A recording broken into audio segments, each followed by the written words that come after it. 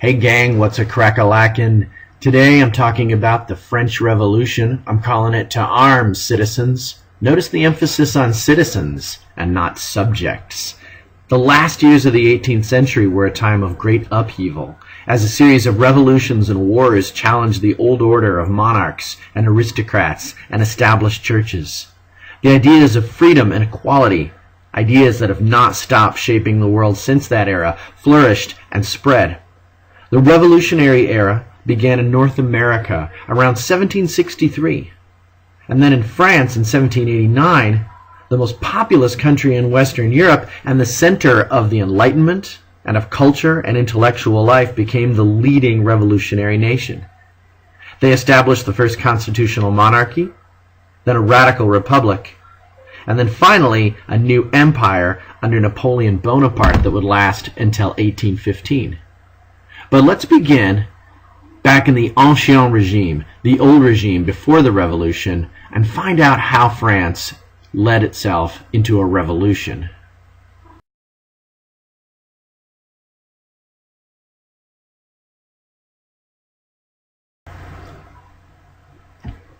We'll start back in the reign of Louis XIV. Remember Louis XIV, the Sun King, absolutist ruler of France? He went to war with most of Europe in the 18th century. And it ended with little gain for France, but a pretty sizable national debt. And the debt is imposed on the French people in the form of taxation. Under the French system, the poor people pay most of the taxes, while the rich people pay little or nothing. So we'll take a closer look at this debt under Louis XIV. By 1648, it was right under 600,000 livres. 1661, it's at about 800. Then he starts building Versailles in 1682 and gets control of the finances just a little bit, but look at what happens by the time he leaves. 1715, the Treaty of Utrecht, and all of the wars of Louis XIV have been fought, and he leaves France with a very sizable debt.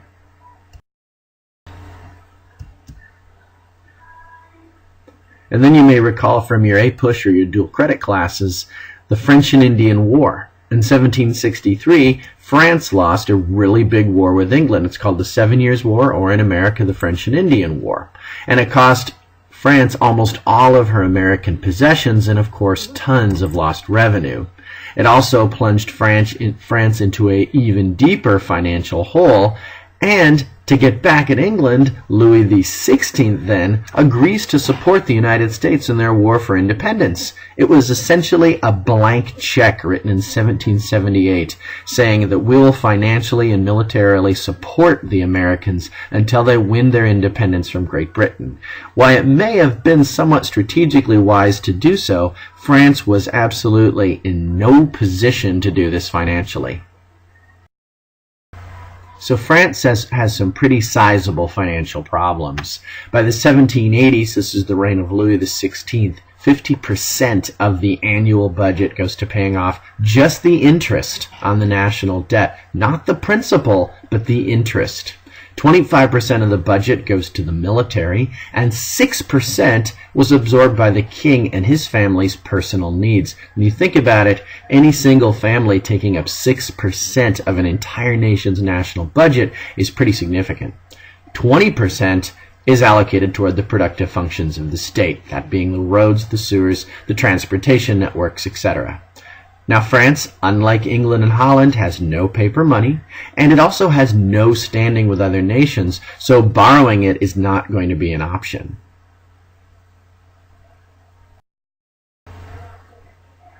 Now, to make things worse, the people on the street, the average French subject, was spending quite a bit of money on bread. In 1787, that amount is 30% of their entire income. By 1788, that's half. Half your money in 1788 will be spent on bread. By 1789, the average Parisian is spending 80% on bread. So the king and his ministers are not the only ones who are in a financial jam right here. The people of Paris and of France nationwide are having some pretty tight financial problems. To try to solve the problem, Louis XVI orders his finance minister, Charles de Calonne, to conduct a nationwide audit of the entire country's expense accounts.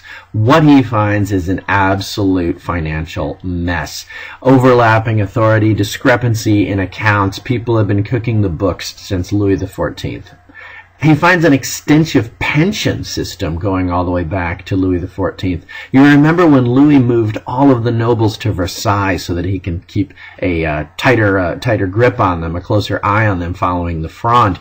Well, he gave them a pension system, which meant payment for life. All you need to do is keep your job and stay here.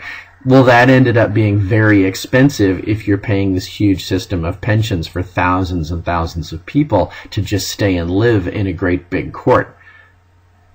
Also, the crown can pay just 1% of the interest. That's all the money, that's all the revenue that the crown is taking in a given year is 1% of the interest. And this was interesting. He discovers, and it was no secret, that the wealthiest landowners in France, the nobility, pay absolutely no taxes.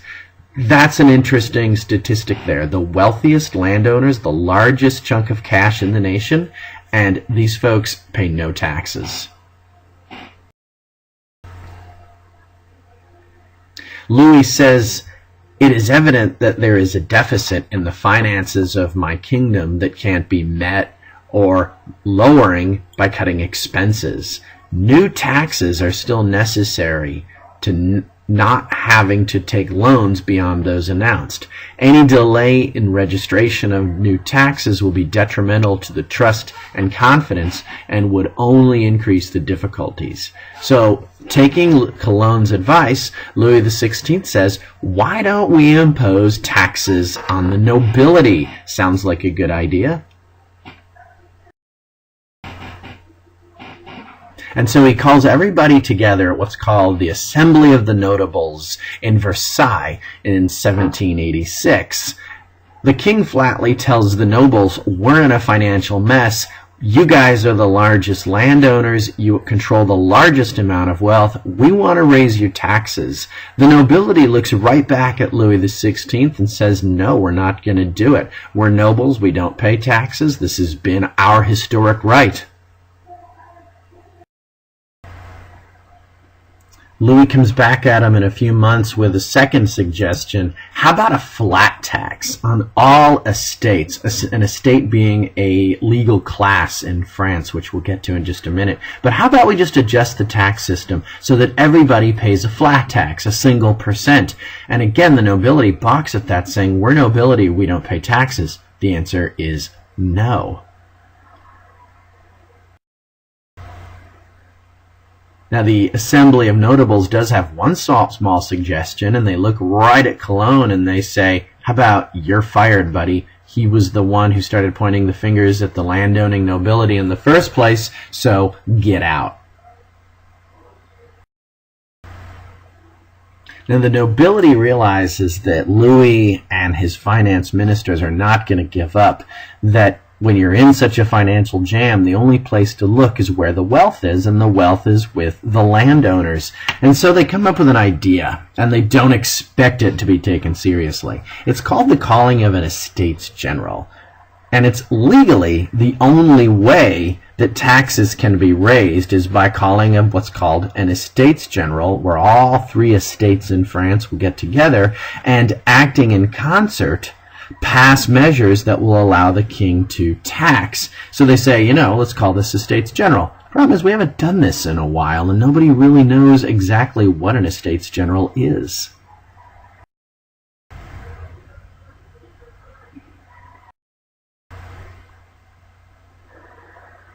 So you couldn't be blamed if you turned to the guy next to you at the Assembly of the Notables and said, an estate's what? What did he just say? An Estates General is an ancient form of parliamentary representation in which the three estates of the clergy, the nobility, and the commoners, about which more we'll have to say in a minute, are all going to meet to decide on important matters, including matters of taxation. The problem is nobody's sure how to conduct an Estates General. The last time they met was before Louis XIV in 1614, and when the nobility suggested that they call one, it was just a way of saying, sure, yeah, that'll happen, right? Louis tried to collect taxes by decree, but the Parliament of Paris, which is sort of a local court which has to approve royal decrees, just voted him down and said, forget it. So then Louis does the unthinkable. He calls the Estates General, says, we're going to have one. So Louis does just that. He does the unthinkable. In a way, he's saying, see, told you I would. And the Estates General is called in July of 1789, and all of the three estates of France have to send delegates to meet in this grand proceeding in Versailles. So let's take a closer look at the French population on the eve of the Revolution in 1789. France is broken up into three legal estates. That's three legally recognized social classes. The first class are the priests and the bishops of the Catholic Church, the clergy. They are less than 1% of the population, but they have certain privileges and immunities that everybody else does not, such as freedom from taxation. The second class is the nobility. These are people that have titles to land that their great-great-great-great-grandfather may have obtained by participating in one of the Crusades. And so even though these folks aren't soldiers anymore and they're not likely crusading anywhere, they have a family title. They have a right to a certain inheritance and a right to certain immunities and privileges by virtue of their title. That would be the nobility. Now, the third estate is technically everybody else in the entire population. So that's everybody from your basic field hand to a shopkeep to someone who sweeps the streets to a prostitute. That would be 99% of the population. So basically, most people in France, 99%, are going to be part of this massive soup called the third estate. Now, if we take a closer look, the first estate is the clergy. We said they're less than 1% of the population, but look at what they own. They have 10% of all of the land in France. And as far as taxation, what are they paying? They're paying nothing. By virtue of being part of the first estate, they are immune from all taxation. The second estate, the nobility, they have, again, 1% of the total population. They have 25% of the land. And you would think, well, surely they're going to pay something in taxes. They pay nothing in taxes. That goes along with just having the title, virtue of being nobility. You're exempt from taxation. The third estate, which is, like we said, everybody else, they are 99% of the population. They have 50% of the land, and then you're saying, well, that doesn't all add up to 100%. That's right, the crown still owns some of the land. And how much of the taxation do they pay? Well, if you do the math, it would be pretty easy. They pay 100% of the taxes in the entire country. So as you can see, heading into the French Revolution, the tax scheme is grossly unfair, privileging the first two estates, which are less than 1% of the population, and putting the entire tax burden on the third estate alone. Just to make this a little bit clearer, I know the numbers don't exactly work out. Each historian, when they run the numbers, comes up with something slightly different, but generally we come out within a percent or 2% of each other. The clergy, 1%, owns 10% of the land. This historian puts it at the nobles being 2% of the people, owning 25%, and the third estate being 97%, owning 65%.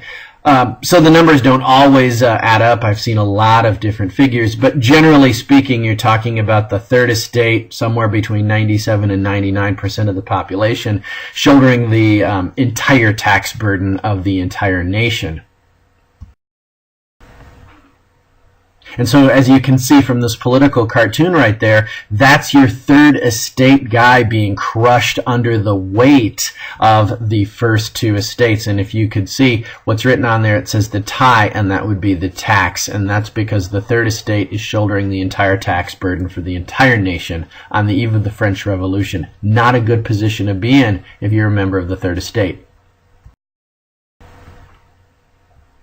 Now, entering into this picture is something of a second and a half estate. It's a little bit different to define. These folks are called the bourgeoisie.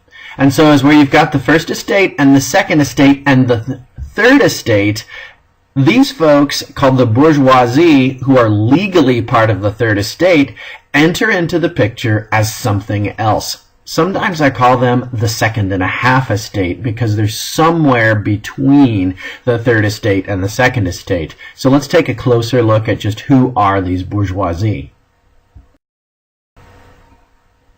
So they enter into the picture right there, in between the second and the third estate. Now these folks are about 8 to 15, I've seen as high as 20% of the population. The reason why it's difficult to get a fix on that number is because they're not legally recognized. They are technically part of the third estate. But look at what they own. 30% of the land is owned by the bourgeoisie. And again, because they are part of the third estate, then they are shouldering about 85 to 92% of the taxes. So that bourgeoisie, that class that falls right under the nobility, but is at the very upper crust of the third estate, they're going to be among the wealthiest people in the entire nation, and they're going to also be the ones paying the majority of the taxation. So exactly who are these bourgeoisie? They are legally part of the third estate, but these guys are the up and coming middle class. These are the merchant and the proto-industrialists. These are the people who most directly benefited from the industrious revolution and the capitalist revolution that happened in the cities. Politically, they're liberals. They often favor ideas such as Rousseau's social contract or the separation of powers as articulated by Montesquieu, and Adam Smith's ideas, economic ideas such as laissez-faire. And they're sick and they're tired of paying all of the taxes, and they get almost really no political representation because they are not a legally recognized class. So, my goodness, you say, where did they get this crazy idea?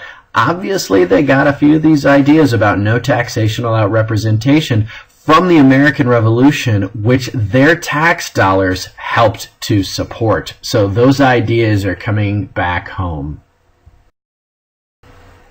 Now, one of the guys that's present as the Estates General opens in July of 1789 is Abbé Joseph Emmanuel Sieyès. Now, he's a member of the First Estate. In fact, he's a priest, but he is sort of a political opportunist who puts his finger to the wind and tries to sense which direction the political winds are shifting. And he figures that the Third Estate are going to have something to say. And so he publishes a pretty radical pamphlet and circulates it as the delegates are meeting for the Estates General. It's called What is the Third Estate?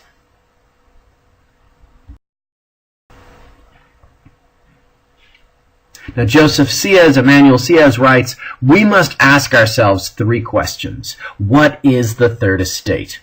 Everything. What has it been until now in the political order? Nothing. What does it want to be? Something.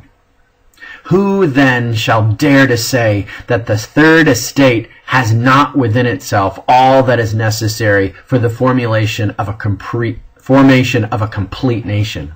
It is the strong and robust man who has one arm still shackled.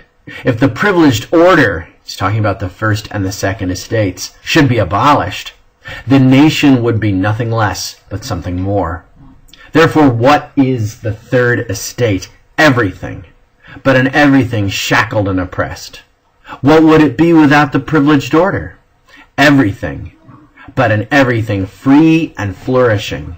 Nothing can succeed without it. Everything would be infinitely better without the others. The third estate embraces then all that which belongs to the nation, and all that which is not the third estate cannot be regarded as being of the nation. What is the third estate? It is everything. Well, as the delegates meet, some of them with Joseph Siez's pamphlet, What is the Third Estate, in their hands, the first question that comes up is, how are we going to vote? Now, the traditional way of voting would have been by estate, and that would be an equal way of voting. The first estate has a vote, the second estate has a vote, and the third estate has a vote, and all of the votes are equal. So obviously, the first and the second estates are going to favor voting by estate. Folks in the third estate, who represent 99% of the population, have a different idea about that. They want to vote by head, meaning one man, one vote. So if we voted by estate, then the first estate, the clergy, would get a vote, and the second estate, the aristocracy, the nobility, would get a vote, and then everybody else in the third estate would get a vote. And would we have tax reform? Of course we wouldn't, because the first and the second estate, the 1% or less than 1%, would vote down all tax reform, and it would never happen, even if 99% of the people in the country, well, their representatives, voted for it. Now, if they went with the more radical program and voted by head, then the first estate would have 300 votes. The second estate would have 300 votes, and the third estate would have 648 votes. So even though it's not proportionately just, the third estate, if you were to vote by head, could conceivably vote against the first two estates. And would we have tax reform? I bet you we would, because the commoners, the third estate, everybody in there would vote for levying taxes on the first two estates, and we would have our tax problem solved.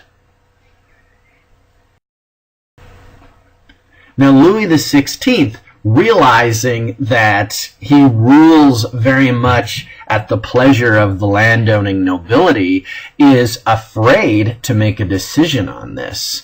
So we have the nobility and the clergy saying, let's vote by estate, and of course the bourgeoisie and the third estate saying, let's vote by head. And Louis simply says, I'm not going to make a decision. So what Louis does is he says the Estates General is disbanded. Let's all just stop and go home until I can figure out what to do. Well, to the delegates in the third estate, this looks like Louis is trying to punt on the whole idea of an Estates General anyway. It looks like he's dodging the question. And so, rather than simply acquiesce and come back at Louis' pleasure, the delegates in the third estate decide they're going to meet somewhere else and take matters into their own hands. When the delegates from the third estate withdraw from Versailles, they realize that their usual meeting place has been closed and locked, and they can't get in.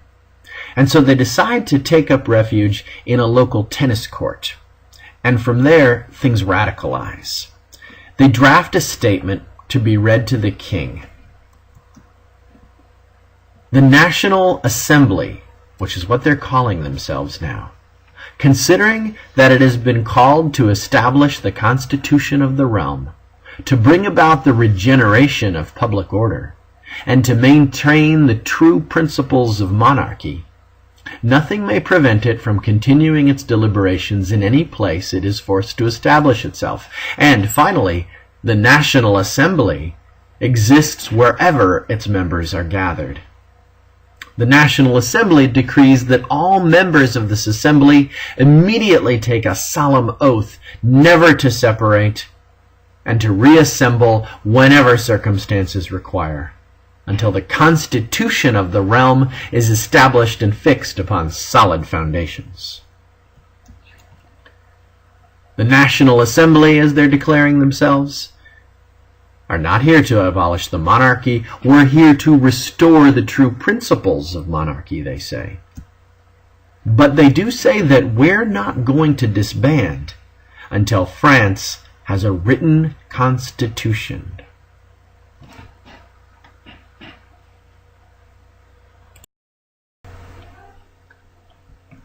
When Louis hears of what has happened in this tennis court, he sends them a terse message. I order you gentlemen to separate immediately and to go tomorrow morning, each to the chamber allotted to your order, in order to take up again your sessions. I order, therefore, the Grand Master of Ceremonies to have the halls prepared. So in other words, you guys quit that. This isn't how we do things. I order you to get back to Versailles and take your normal places, and we're going to proceed as planned. The Third Estate, the National Assembly, sends a message back. The king wishes that the ancient distinctions of the three orders of the estate be preserved, that the deputies, freely elected by each of the three orders, forming three chambers, deliberating by order, can alone be considered as forming the body of the representatives of the nation. As a result, the king has declared null the resolutions passed by the deputies of the Order of the Third Estate, as well as those which have followed them, as illegal and unconstitutional. And then this next part must have made King Louis's blood pressure go through the roof. We solemnly refuse to abide by His Majesty's wishes.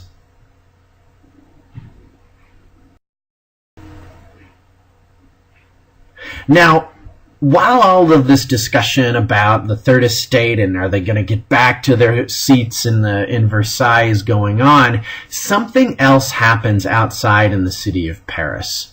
Bread prices have been going through the roof, and this is the real concern of the people of Paris and certainly nationwide.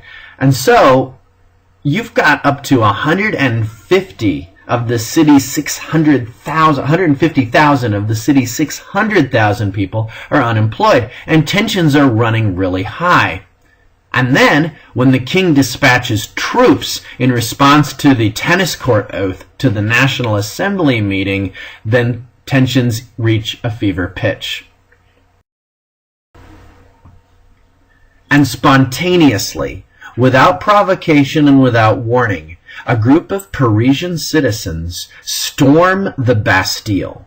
Now, the Bastille is an ancient prison that serves as an ugly reminder of absolutism within Paris. And it's not really being used a whole lot. I think there were like 9 prisoners being kept there, and they were, of a lower ranking political prisoner.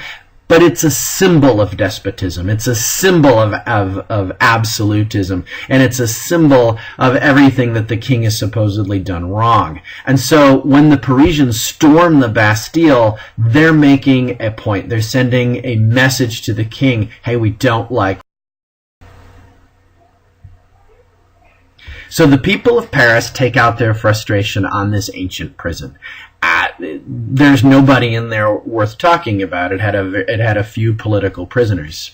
18 people end up dying in the process, 73 wounded, and 7 of the king's guards are killed. What did they want? What did these folks storming the Bastille want? And what did the folks in the tennis court want? Are they the same people? And that's a question I really want you to keep in mind.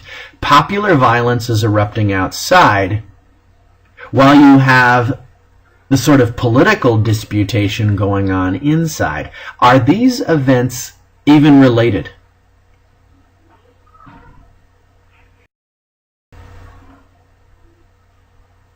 The storming of the Bastille unleashes a fury of popular violence throughout the summer of 1789 that becomes known as the Great Fear. The Great Fear is where peasants and urban workers basically take up arms against their betters. The peasants rise up against the landlords. Peasants reverse enclosures. They tear up feudal documents. And what they essentially want to do is return to an older way of life. This is more of a conservative movement than a radical movement. And an artist later idealized the moment. Here they are, these peasants, taking apart the symbols of their own oppression. You can see the bishop's mitre, armor representing the nobility, swords and shields. All of this stuff is being smashed into pieces. Now, in response to this, King Louis does an interesting thing. He withdraws the troops from Paris and decides he's not going to mess with the National Assembly. So I had asked you before, are these two events related? Is the popular violence happening in the city and the Legislative Assembly, the National Assembly meeting in the tennis court, are they related? Louis certainly seems to think that they are. So what just happened here? You seem to have a relationship between the outbreak of popular violence and legislative action.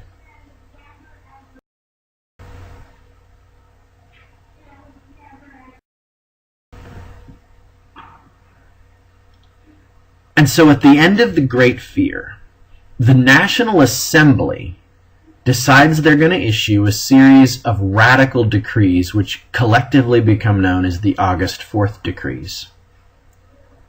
The first thing they say is the National Assembly abolishes the feudal system. They declare that among feudal and taxable rights and duties are abolished with no compensation. Any kind of tithes and fees under any denomination that they are known or collected are abolished. All perpetual loans can be bought back. Any kind of harvest share can also be bought back. Financial, personal, or real privileges are abolished forever. Every citizen will pay the same taxes on everything.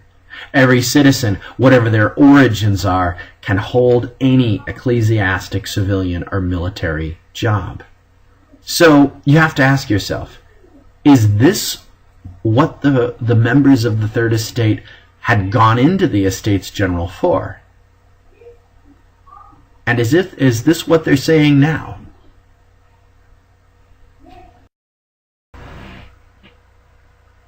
The National Assembly then takes an even bolder step and issues something akin to the Declaration of Independence in the United States, and that would be the Declaration of the Rights of Man and Citizen. It is essentially declaring their independence from the ancien regime, the old regime, and taking a step into the future.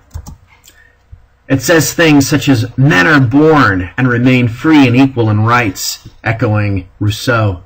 Mankind's natural rights are life, property, security, and resistance to oppression, echoing John Locke. Every man is presumed innocent until he is proven guilty, echoing Cesar Beccaria. Law is an expression of the general will. All citizens have the right to concur personally or through their representatives. I can hear both Rousseau and John Locke in this. Every citizen may speak, write, and publish freely, again, John Locke. Now again, I ask you to think about this. It's an inspiring document, and there aren't many portions of the Declaration of Rights of Man and Citizen that many of us would take issue with. But what does this have to do with the price of bread? Not much, say a group of women who take it upon themselves to march on Versailles in October of 1789. These women are unimpressed by the Declaration of the Rights of Man and Citizen. They're unimpressed by all of the high-minded rhetoric that they see coming out of the National Assembly, which refuses to disband until they have a constitution. These are people who are hungry, and they want to be fed. And these hungry women interrupt the proceedings of the National Assembly, and they burst in the door, armed with scythes and sticks and pikes. And one of them shouts down one of the speakers by saying, "Who's that talking down there? Make the chatterbox shut up. Whatever he's saying is not the point. The point is, we want bread." And then they charge into Versailles, and they go looking for Marie Antoinette. And I want you to think, Marie Antoinette and the National Assembly are nowhere near friends. They don't see things the same way. They don't hold the same ideals. Yet the women who say, this is not the point is we want bread, they associate the two as just a bunch of political chatterboxes. We'll have a look at what happens in response to the Women's March on Versailles. The National Assembly begins working on the Constitution of 1791. What do they give?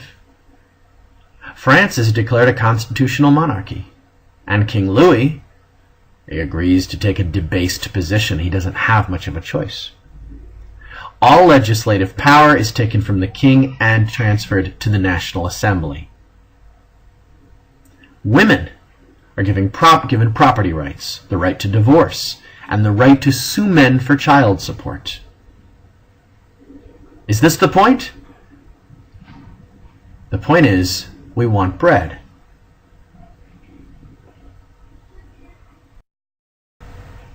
What about women? We have to ask ourselves, to what extent did the French Revolution address the needs of enlightened women? Well, liberals criticized the Constitution as a half measure. Some of these violations even escaped the philosophers and legislators, when with the greatest zeal they turned their attention to establishing the common rights of the individual of the human race, and to making those rights the sole foundation of political institutions. For example, have they not all violated the principle of equality of rights by quietly depriving half of mankind the right to participate in the formation of the laws, by excluding women from the rights of citizenship?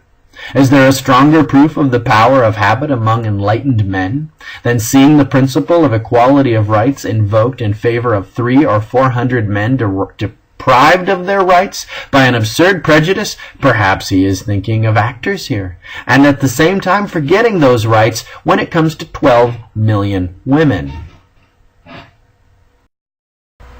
One outspoken woman named Olympe de Gouges issues the Declaration of the Rights of Women. And this, of course, is in mockery of the Declaration of the Rights of Man and Citizen. She writes, "Women, wake up! The tocsin of reason sounds through the universe. Recognize your rights. The powerful empire of nature is no longer surrounded by prejudice, fanaticism, superstition, and lies. The torch of truth has dispersed all of the clouds of folly and usurpation. Enslaved man has multiplied his force and needs yours to break his chains. Having become free, he has become unjust toward his companion. Oh, women, women, when will you cease to be blind? What advantages have you gathered in the revolution? A scorn more marked, a disdain more conspicuous. During the centuries of corruption, you only reigned over the weakness of men. Your empire is destroyed. What is left to you then? Firm belief in the injustices of men. The reclaiming of your patrimony, founded upon the wise decrees of nature. Why should you fear such a beautiful enterprise? Whatever the barriers set up against you, it is in your power to overcome them. You only have to want it. Let us pass now to the appalling account of what you have been in society. And since national education is an issue at this moment, let us see if our wise legislators will think sanely about the education of women. Sadly, they will not. Having little choice in the matter, Louis XVI accepts the Constitution of 1791. And the goals of the National Assembly have essentially been met. They said they would not disband until France has been given a constitution, and indeed, they have.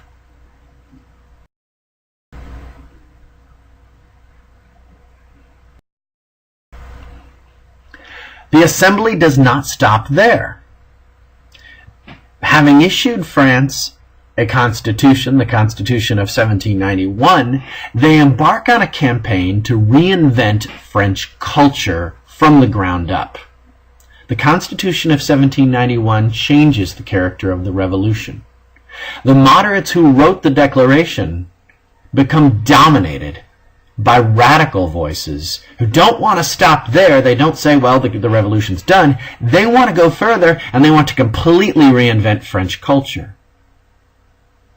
They go ahead and they abolish the patchwork of historic provinces with 83 reasonable départements, or departments, of equal size for the purpose of census and for voting and for tax collection. They abolish guilds and trade unions in favor of Adam Smith's proposal of laissez-faire. And then they issue paper money called assignats to stabilize the economy. And they establish religious toleration for Catholics, Protestants, and even Jews. But on the religious question, things look a little bit different for Roman Catholics. Under the new regime, all church property is nationalized, that is, put under control of the government.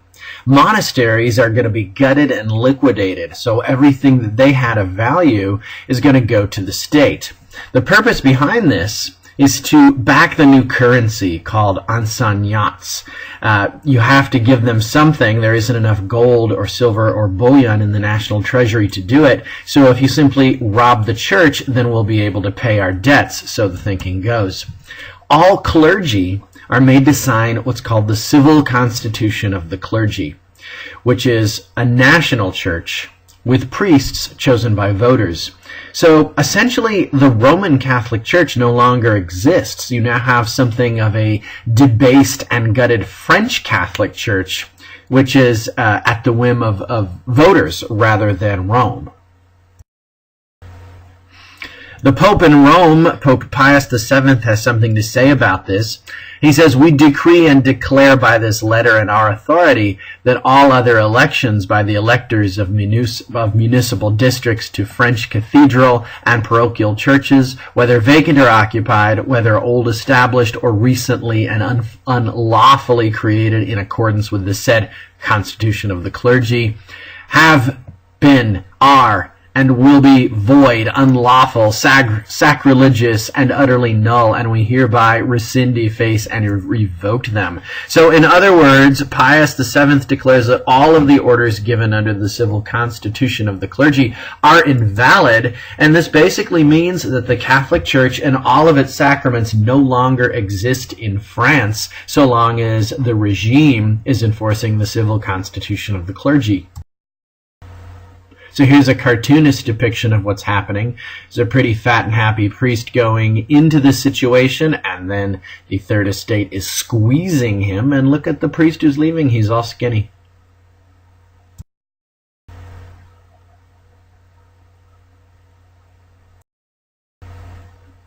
One of the looming questions over the French Revolution is, what are we going to do about colonies? Is it right for a republican nation, a nation built on the consent of the governed, to have colonies? Is this something we can still maintain? France's most lucrative colony is Saint-Dominique. Today we would call that Hispaniola. Now, there's a lot of money in Saint-Dominique in coffee and sugar and in slaves.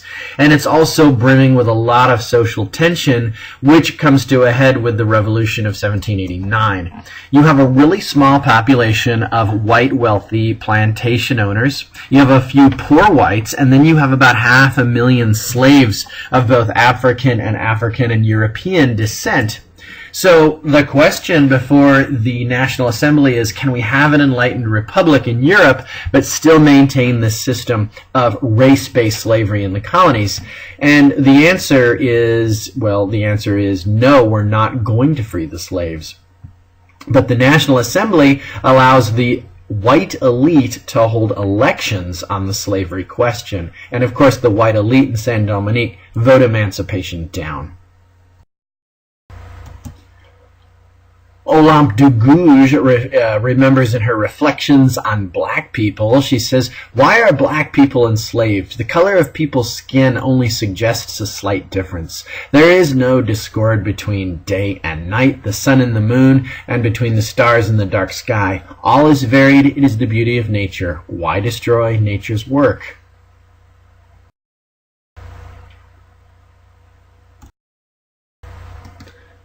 Foreign observers, especially those of a more conservative political stripe, looked at the revolution in France with absolute horror. One of these guys is Edmund Burke, an Englishman and an aristocrat who quick sets his pen to writing Reflections on the Revolution in France, published in 1790. There he defends everything conservative: inherited privilege, unrepresentative parliament, and he said that this said revolution is only going to come to chaos. He writes, "Oh, what a revolution, and what a heart must I have to contemplate without emotion that elevation and that fall. Little did I dream that I should have lived to see such disasters fallen upon her in a nation of gallant men, in a nation of men of honor and of cavaliers. The age of chivalry is gone. That of sophisters, economists, and calculators has succeeded." He's talking about the bourgeois middle class. "And the glory of Europe is extinguished forever. Never, never more shall we behold that generous loyalty to rank and sex, that proud submission, that dignified obedience, that subordination of the heart which kept alive, even in servitude itself, the spirit of an exalted freedom. The unbought grace of life, the cheap defense of nations, the nurse of manly sentiment and heroic enterprise is gone." So, Edmund Burke obviously has no happy feelings toward the revolution and condemns it in no uncertain terms. I think that the British attitude is made evident in this political cartoon from 1792. Of course, both the British and the French share a history of revolution, which yields the form of government that they both have. The British liberty is based on religion, morality, loyalty, obedience to the law, independence, personal security, justice, inheritance, protection, property, industry, and national prosperity, and of course, happiness. And then they contrast that with the French liberty, the French ideas of liberty, and look what they say: atheism, perjury, rebellion, treason, anarchy, murder, equality, madness, cruelty, injustice, and so on. And so the British really take a dim view of the French Revolution. It's far too radical for them. It goes too far toward the Enlightenment for the liberal British. Another criticism comes from Mary Wollstonecraft. She is an English woman who writes The Vindication of the Rights of Women, 1790. Of course, this would be an answer to the Vindication of the Rights of Men. She criticized the revolution for not going far enough, and what she wants is the enfranchisement of women, the political rights of women. She demands voting rights and access to higher education for women, and Mary Wollstonecraft becomes the must-read for the early feminist movement in England. She writes, "Should it be proved that woman is naturally weaker than man, from whence it does follow that it is natural for her to labor to become still weaker than nature intended her to be? Arguments of this cast are an insult to common sense and savor of passion. The divine right," notice how she's punning divine right there, "the divine right of husbands, like the divine right of kings, may, it is hoped, in this enlightened age, be contested without danger. And though conviction may not silence many boisterous disputants, yet when any prevailing prejudice is attacked, the wise will consider, and leave the narrow-minded to rail with thoughtlessness, vehemence at innovation. Outside of Great Britain, foreign reactions to the French Revolution were also quite negative. Austria and the Holy Roman Empire looked at what was happening in their neighbor to the west with absolute horror. Austria, of course, is the family, the Austrians, the Habsburgs, are the family of Marie Antoinette. And so when she's put under house arrest by the revolutionaries, Austria makes a deal with the Holy Roman Empire. We'll intervene if anything happens. They formally signed what is called the Declaration of Pillnitz in June 1791. That is, Austria and the Holy Roman Empire will militarily intervene in French affairs if the royal family comes to any harm at all. Now, back in France, when the National Assembly disbanded, it sought popular support. The new government, that is, sought popular support by decreeing that none of its members could be eligible for election to the new legislative assembly. And the folks that take their seats are younger, they're more radical, and they feel that the revolution has not gone far enough and they want to push it even further. These folks are known as the Jacobins.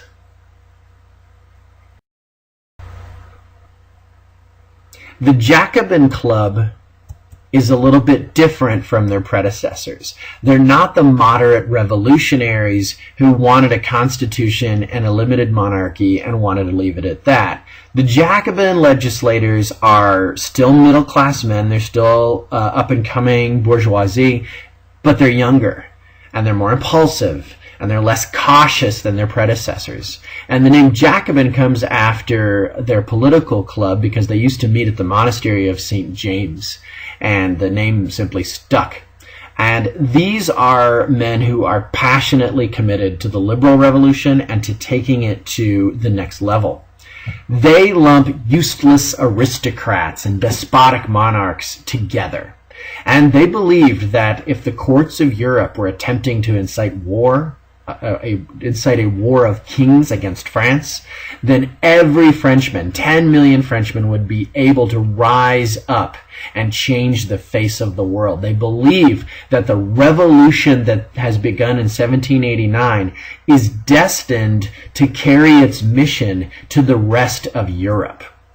But to do that, they're going to need everybody on board. They need to unify the disparate elements of France.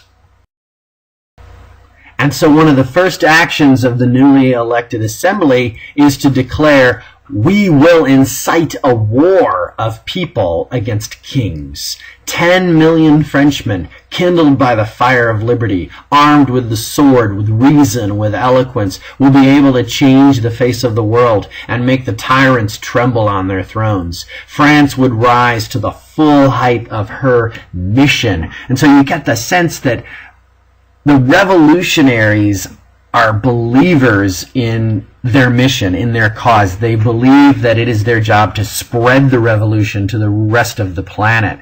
And we're going to start by going to war. And so revolutionary France then declares war on its neighbor, Austria.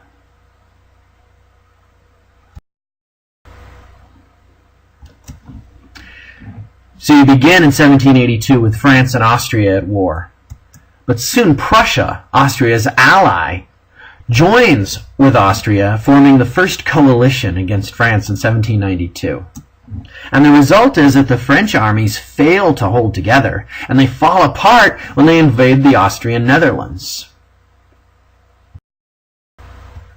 And when the assembly gets together, they all look at each other and they say, well, who's to blame? What's the problem? What happened? It couldn't be with our own soldiers. It must be the useless aristocrats, of course. They've been plotting against us all along. They're trying to derail our revolution.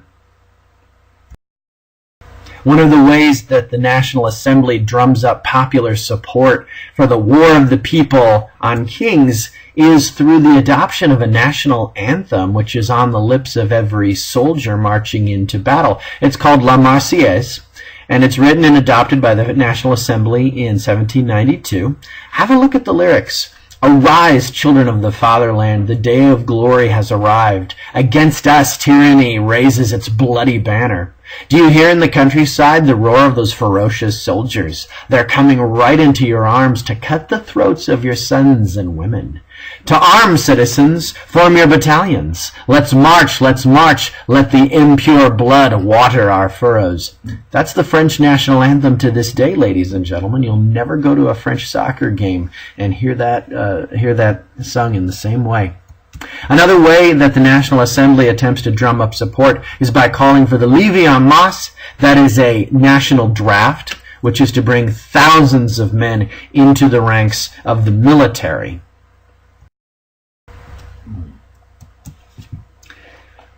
From this moment, the Levée en masse declares, until that in which the enemy shall have been driven from the soil of the Republic, all Frenchmen are in permanent requisition for the service of the armies. The young men shall go to battle. The married men shall forge arms and transport provisions. The women shall make tents and clothing and shall serve in the hospitals. The children shall turn old linen into lint. The aged shall betake themselves to the public places in order to arouse the courage of the warriors and preach the hatred of kings and the unity of the Republic. So notice we're looking at a transition in the way wars are fought, at least in France at this moment. Wars are being fought by people, by old men and women and beardless boys. We're not talking about just trained professional soldiers here. We're talking about ordinary folks and citizen virtue. This is the sort of thing we hear about today when we go to war. Today, people go to war. Nations go to war. Not just kings and distant aristocrats, but the nation itself goes to war. That sort of notion is born right here in the French Revolution, the idea that citizen virtue should carry ordinary people into battle in the name of their fatherland, in the name of their country. Now that people are writing songs about going to war and cutting the throats of kings and whatnot, Louis XVI, I'm sorry, this is Louis XIV, but Louis XVI and his family decide it's a good time to get out of France. It's not safe here, says Louis XVI. And they try to flee in the middle of the night, but someone recognizes Louis XVI and they're captured and brought back to Paris. At this point, the Legislative Assembly decides that it's simply not safe. There are too many enemies of the Republic out there. And so the king and his family are put under house arrest.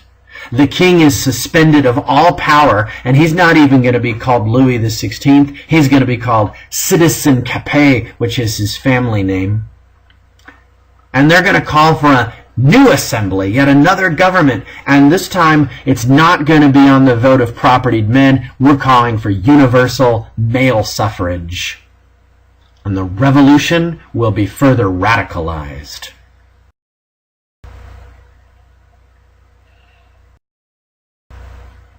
Historians refer to the period following the election of the National Convention and the adoption of universal male suffrage as the Second Revolution. If you think of the First Revolution being born on the tennis court, the Second Revolution was germinating with the Jacobin Club and comes to fruition after the king has been captured. The liberals who authored the Declaration of the Rights of Man and Citizen are, in a sense, going to be pushed aside by the younger, more assertive radical group known as the Jacobins. Now, the Jacobins were not the majority, but they set the agenda. They're something like the radical Republicans following the American Civil War during the period of Reconstruction. They're by no means everybody, but they're the ones with the loudest voices. The convention sets about to purify the republic. And to do that, they're going to purge France of all of the older elements, and they want to replace it with new revolutionary ideas and symbols. For example, the Christian religion, which had been merely tolerated in the first revolution, is now outlawed. The second revolution is going to toss out everything that has to do with Jesus and God and the Trinity, and they're going to replace it with what's called the cult of the Supreme Being. It never really catches on with the people, but it's an attempt to replace Christianity with the worship of reason itself. Notre Dame Cathedral is gutted of all of its Christian elements and renamed the Temple of Reason. The Gregorian calendar, which, as you know, purports to begin dating from the birth of Christ, is tossed out and for its Christian associations, and it's replaced with a more reasonable calendar beginning in the year 1792, which we'll now call Year 1. In the same way, the seasons are renamed according to their characteristics. We'll call the seasons by simply saying this is the wind season, or this is the flower season, or this is the fruit season. We're not going to call our seasons by the names of old Roman gods anymore. That's seen as far too superstitious and unreasonable. If you want to play a game of cards, don't expect to use your old deck with all of the old kings and queens and jokers on them. Expect now to play with a much more reasonable hand, with folks such as justice and union and prudence and force, or some of the old philosophers like Solon and Plato and Cato and Brutus on your deck now. And of course, what revolutionary would not be complete if he did not don the latest fashion with the tricolor cockade, the Liberty Cap? And so when the National Convention meets for its new session in 1792, it's a new group of revolutionaries. They're all radicals, they're all Republicans, and they're elected by universal male suffrage. But there are divisions within their ranks. The one group who sits high up in the National Assembly, that is, they literally climb the stairs and take their seats above everybody else, they're known as the Mountain. And they're the more radical of the radicals. And they're led by a brilliant young lawyer named Maximilien Robespierre. Now, down below are the Plain, or the Girondins. They're the moderate radicals. So they're the more conservative wing of the radical branch, if you will. And they're led by a man named George Danton. Now, one of the first questions that they have before them is, what do we do with Louis XVI? Remember, he tried to escape. He's a traitor. He's not for us. He does not support our revolution. The radicals up there in the Mountain call for his death. They want him beheaded. Now, the more moderates, the Girondins, simply call for house arrest and putting Louis away. So we're divided between them. Now, Robespierre, the leader of the radical faction, says the king must die so that the country can live. And in any case, the revolutionaries have been itching to try out a humane form of execution called the guillotine. Why is the guillotine known as a humane form of execution? Well, if you look at what it does not discriminate between the nobility and the peasant. The blade doesn't care how much money you have or whether you hold a title or how much land you've got. It's totally democratic. It just takes your head off in the same way. Also, it's supposedly painless, so Cesar Beccaria would be delighted. There's no need to tip your executioner as you bow your head on the block, hoping that he'll give you a good, clean swipe and take it off without too much trouble. The guillotine is the perfect symbol of the French Revolution. Humane, democratic, doesn't care about rich or poor. What could be better? Most of us will never get to experience decapitation by the guillotine. At least I hope none of us will ever have to experience decapitation by the guillotine. Nevertheless, it's an interesting case study, isn't it? One French doctor took down his notes in a very scientific way on the 28th of June, 1905, to try to capture just what level of consciousness remains in a decapitated man, and for how long. He writes, "Here, then, is what I was able to note immediately after the decapitation. The eyelids and lips of the guillotined man worked in irregularly rhythmic contractions for about 5 or 6 seconds. This phenomenon has been remarked by all those finding themselves in the same conditions as myself for observing what happens after the severing of the neck. I waited for several seconds. The spasmodic movement ceased. It was then that I called in a strong, sharp voice, 'Lingu!' That's his name. I saw the eyelids slowly lift up, without any spasmodic contractions. I insist advisedly on this peculiarity, but with an even movement, quite distinct and normal, such as happens in everyday life with people awakened or torn from their thoughts. Next, Lingu's eyes very definitely fixed themselves on mine, and the pupils focused themselves.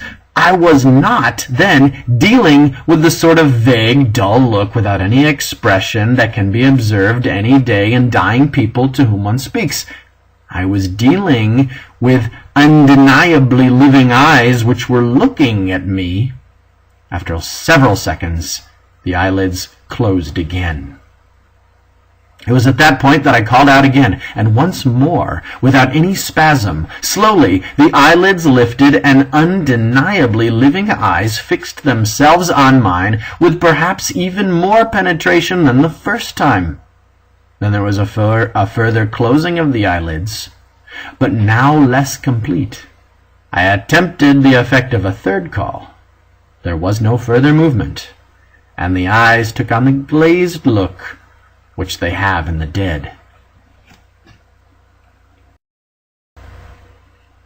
Well, by a single vote, 361 of 720, the National Convention convicted Louis XVI of treason and sentenced him to death in January 1793, and he was guillotined. Before he goes, he told everybody, "I am innocent and shall die without fear. I would that my death might bring happiness to the French and ward off the dangers which I foresee."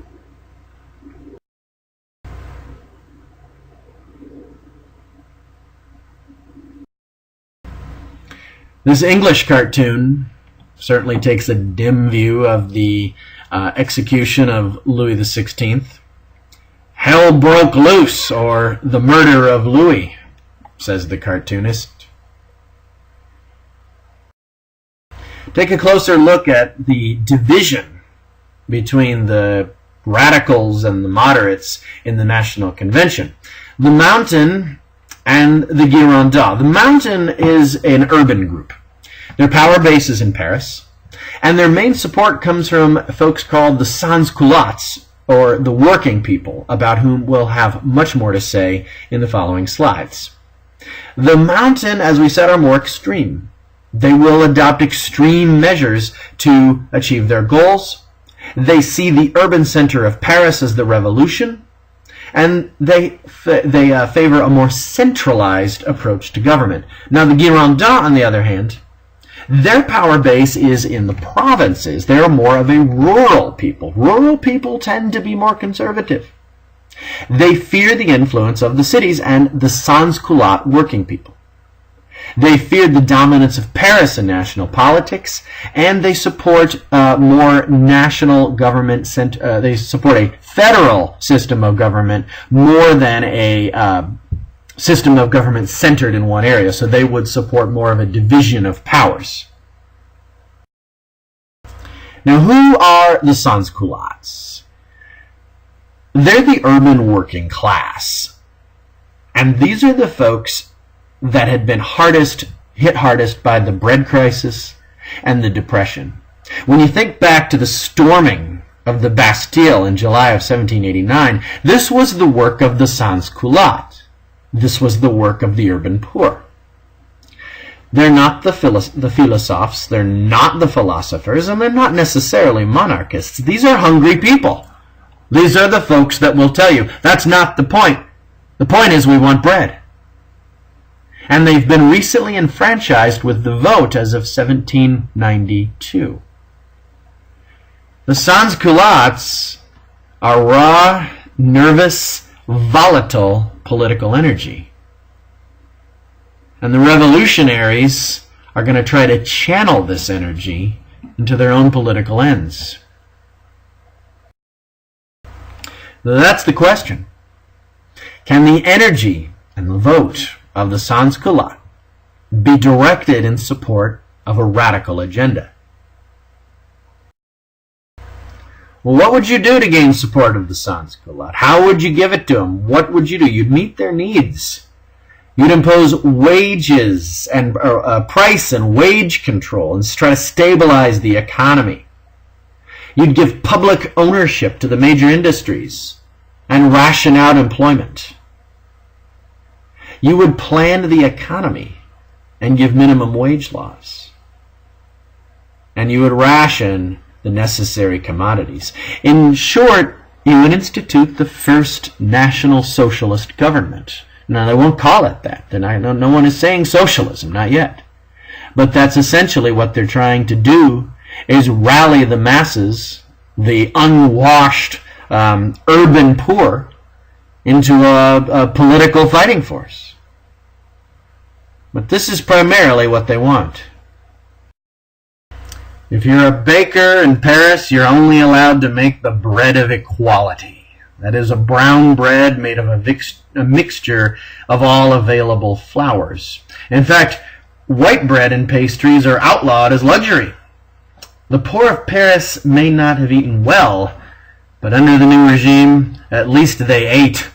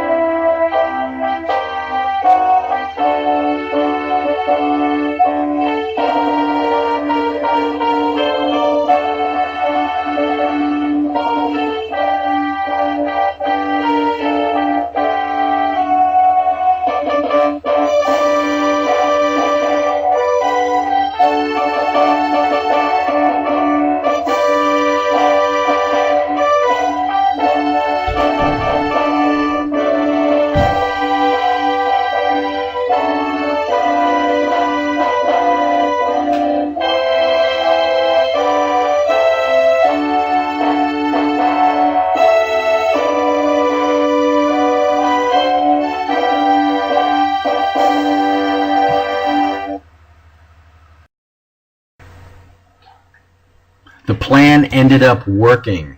The sans-culottes took matters into their own hands and stormed the convention. Georges Danton, the leader of the Girondins, protested and ordered that the police have them expelled. Instead, the Mountain ordered him arrested and the police followed their direction. This leaves Maximilien Robespierre in charge as pretty much the sole leader of the convention. Like so many others, Georges Danton, the leader of the Girondins, found himself facing the national razor.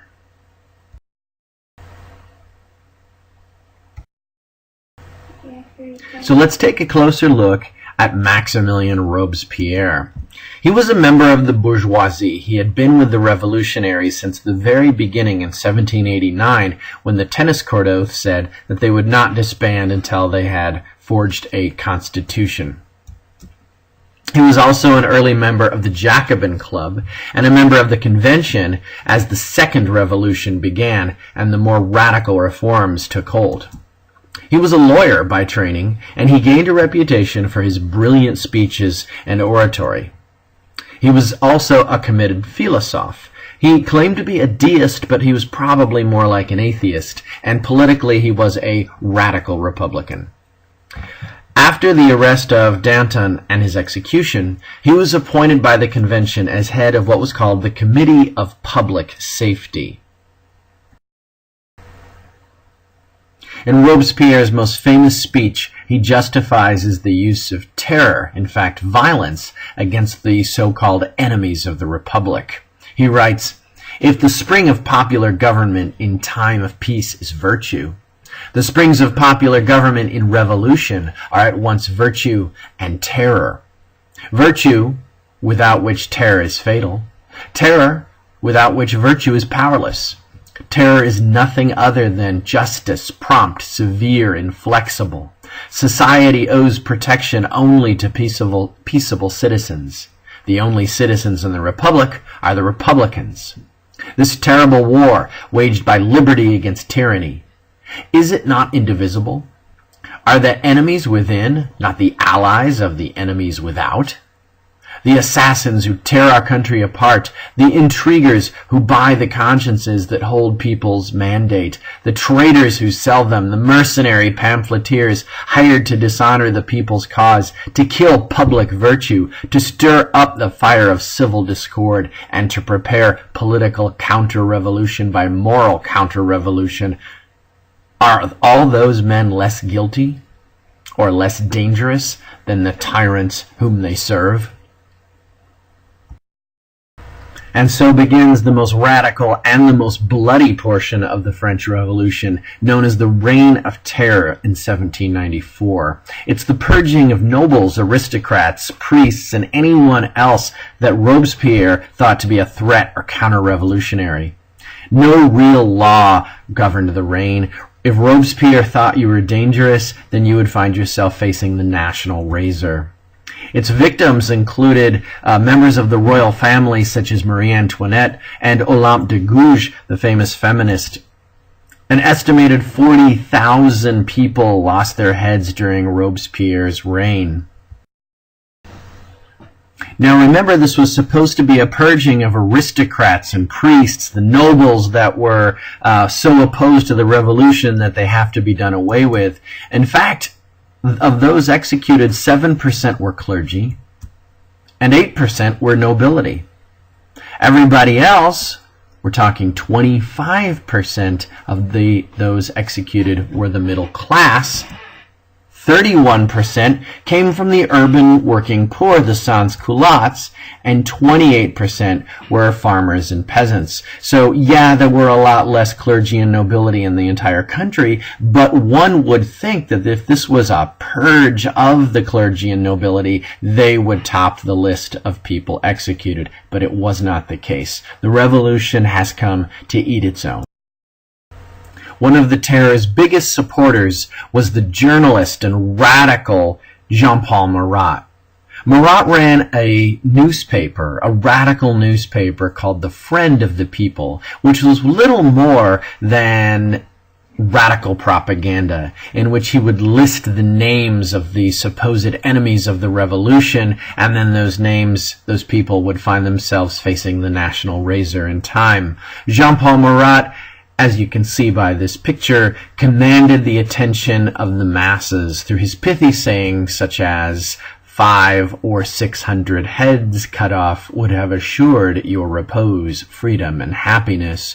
Or this one, man has the right to deal with his oppressors by devouring their palpitating hearts.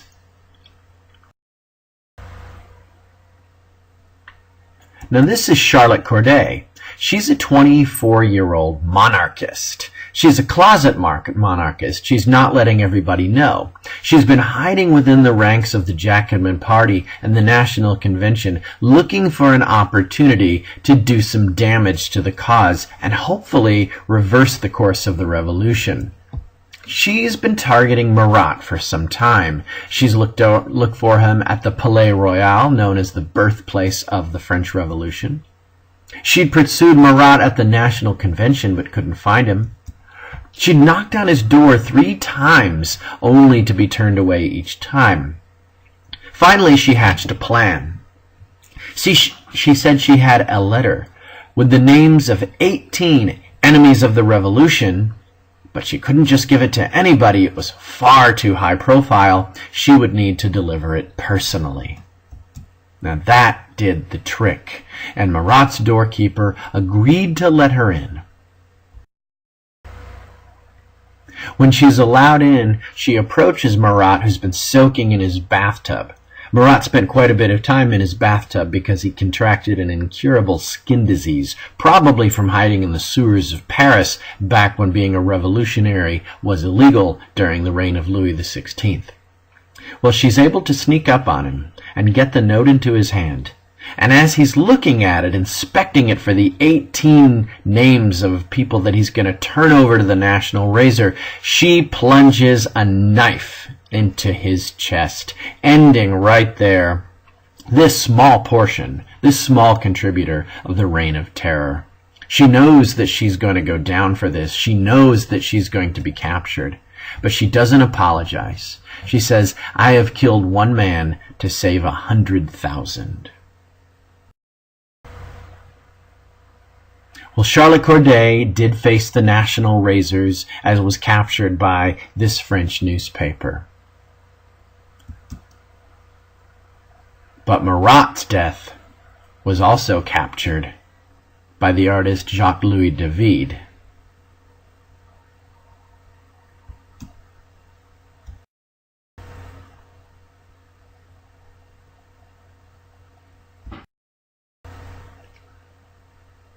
At this point, I'd like you to stop and watch the short video on David's famous painting, Death of Marat.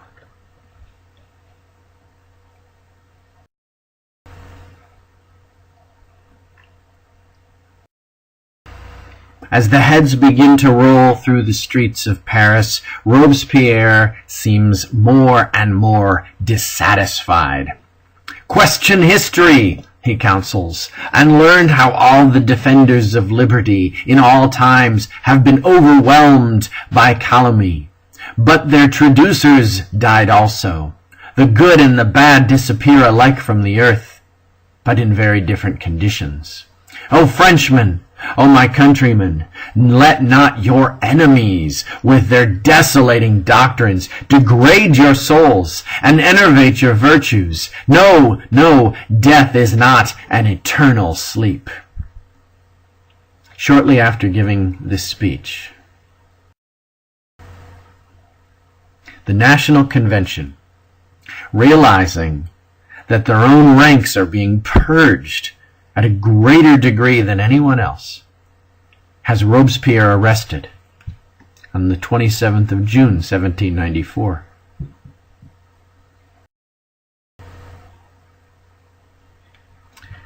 And on the 10th of Thermidor, 1794, Robespierre becomes one of the National Razor's last victims. Following the execution of Robespierre, the delegates at the convention take a good long look at what they've achieved since 1789. And the majority look at each other and they say, how could it have gone this far? How did we go from the Declaration of Rights of Man and Citizen to the Great Terror? And they begin to draft what they hope will be the last constitution to come out of the French Revolution. And they hope it will return France to peace and stability and some form of normality.